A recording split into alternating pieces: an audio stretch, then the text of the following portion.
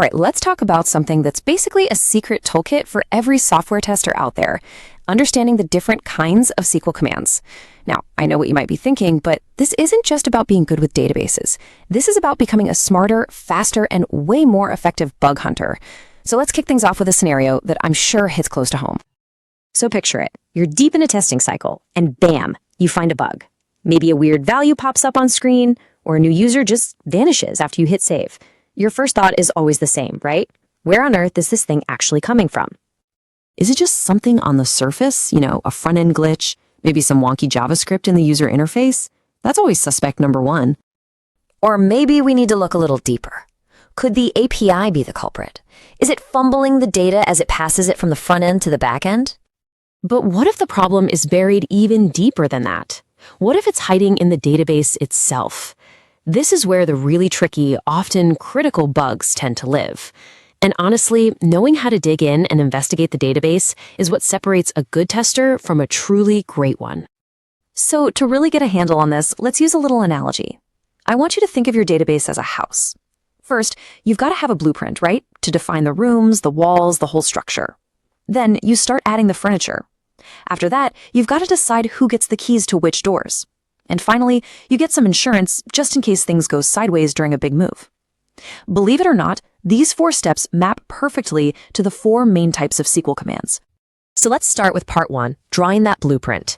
It's pretty simple. Before you can store any data, you need a place to put it. You need a solid structure.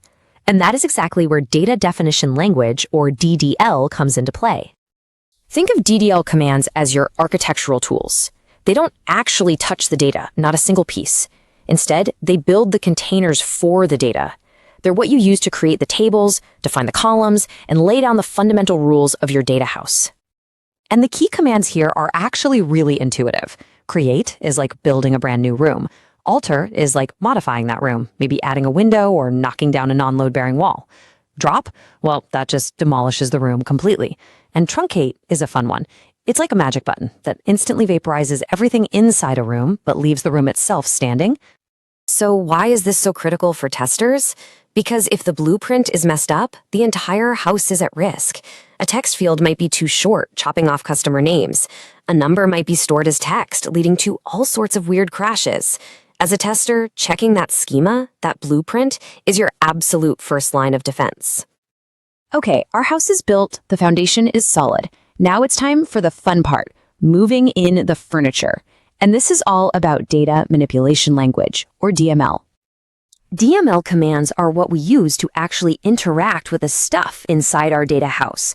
We're not changing the rooms anymore. We're putting things in them, moving them around, taking them out. This is really where the day-to-day action happens.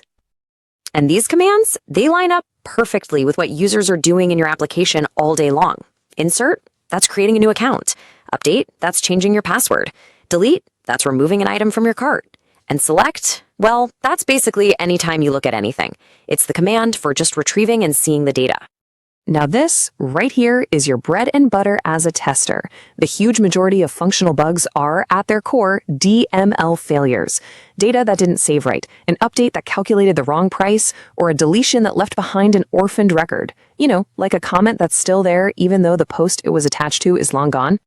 So, we've got a house, and it's filled with furniture, but we can't just have a free-for-all, right? We need some rules, we need some safety measures. And that brings us to part 3, controlling the house with our last 2 categories, DCL and TCL. Let's break these 2 down. First up is DCL, Data Control Language. Just think of this as deciding who gets the keys. The grant command gives a user a key to a specific room. Revoke takes that key away. It is all about security. Then you have TCL, Transaction Control Language. This is your insurance plan. Let's say you're doing something complicated, like transferring money, which involves multiple steps. TCL bundles those steps. If every step works, you commit it and it's final. If even one step fails, you roll back and it's like nothing ever happened. All or nothing. And trust me, the stakes here are incredibly high. A simple DCL mistake could give a regular user admin privileges. That's a massive security hole.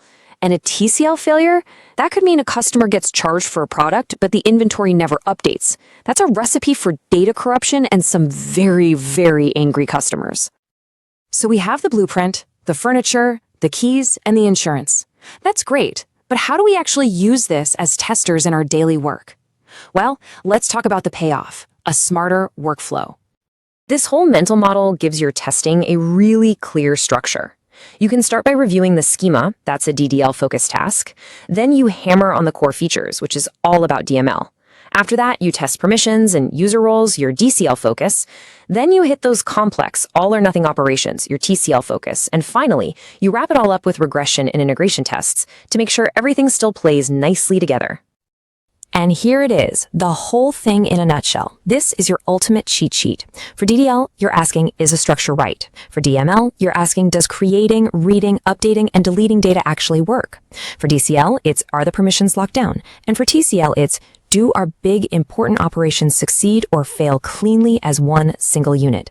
This is your roadmap to finding bugs where they really live. So I'll just leave you with this question. The next time you see one of those weird bugs, that piece of data that just feels wrong, you now have a mental map. You're not just guessing anymore. You can ask, is this a problem with the blueprint, the furniture, the keys, or the insurance plan? And knowing the right question to ask, well, that's half the battle.